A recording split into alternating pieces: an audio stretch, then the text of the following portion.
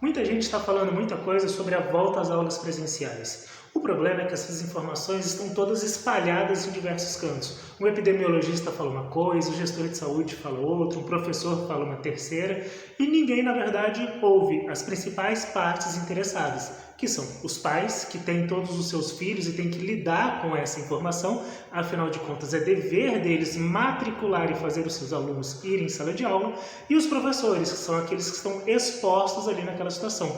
É pensando nisso que eu fiz essa série de vídeos para a gente tentar identificar os pontos controvertidos, entender o que está acontecendo, o que está em jogo quando a gente fala em retorno às aulas presenciais e também debater um pouco mais sobre o assunto.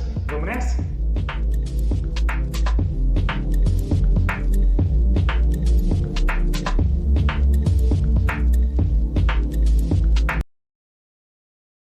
Agora que a gente já deu uma olhada no contexto, se você não viu o primeiro vídeo dessa lista, dá uma olhadinha, tem um link dele aqui.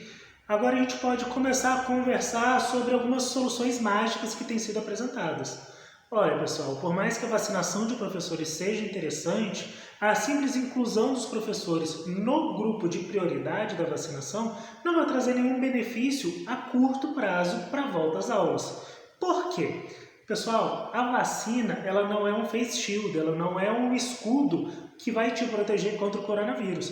Pessoas vacinadas, ou seja, imunizadas, podem ter contato e transmitir o coronavírus para outras pessoas. O que garante a segurança da imunização, o que garante que a vacina é um meio de proteção, é que o vírus não possa passar para muitas pessoas. Então, para a gente ter aquela imunidade de rebanho, é necessário que boa parte deste rebanho esteja imunizado.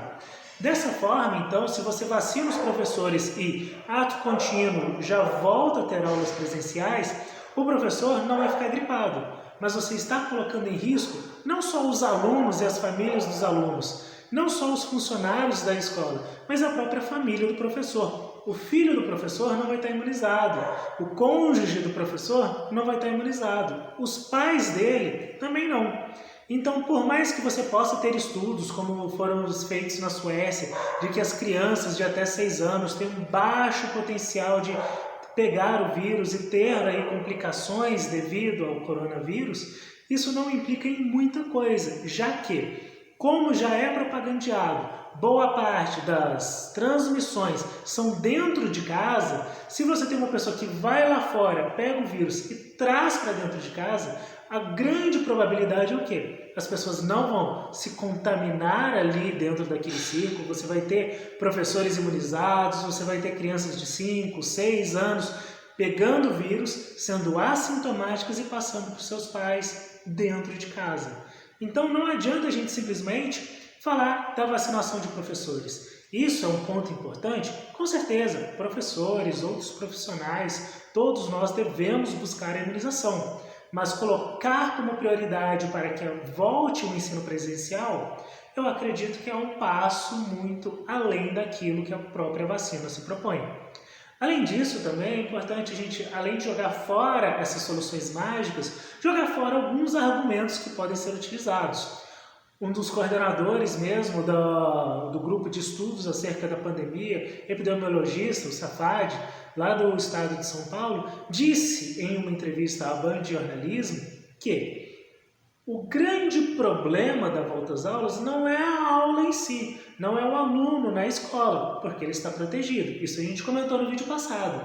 Mas o que ele usa como argumento é: as crianças, atualmente, enquanto não estão em sala de aula, elas estão frequentando lugares e que lá, sim, nestes lugares, elas correriam risco de serem expostas e contaminadas pelo coronavírus. E ele usa como exemplo os pais que levam as crianças para bares, que levam as crianças para restaurantes e assim por diante. Gente, calma lá. Pai que leva a criança para bar, que bar é esse que funciona às 8 horas da manhã? Que bar é esse que funciona tão cedo?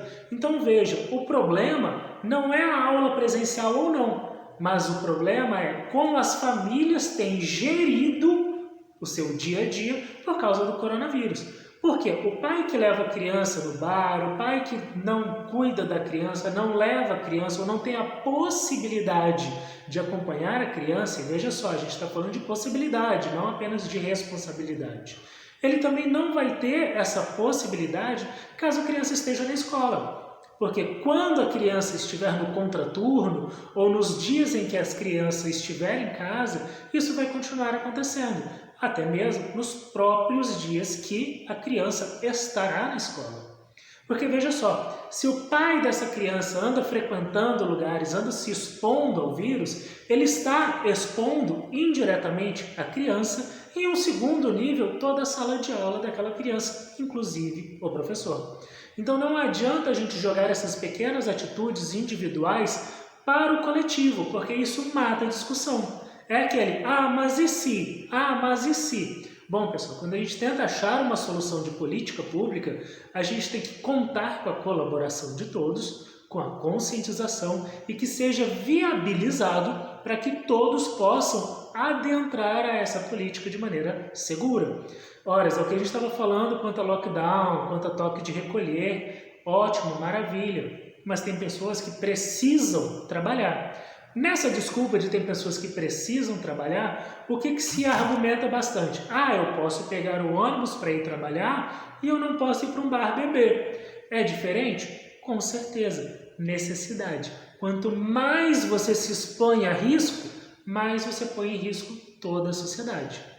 E veja só, se você ou algum conhecido seu tem levado crianças menores de idade para bar, como o Dr. Safadi disse lá na entrevista à Band de Jornalismo, liga para o Conselho Tutelar ou cuidado que o Conselho Tutelar vai chegar na sua casa.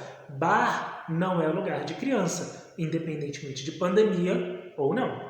Tá bom? Próximo vídeo a gente começa a falar um pouco mais sobre soluções, sobre algumas coisas que podem efetivamente trazer um pouco de diferença. E aí, o que você achou dessa discussão? O que você tem como proposta? Comenta aí, vamos trocar uma ideia.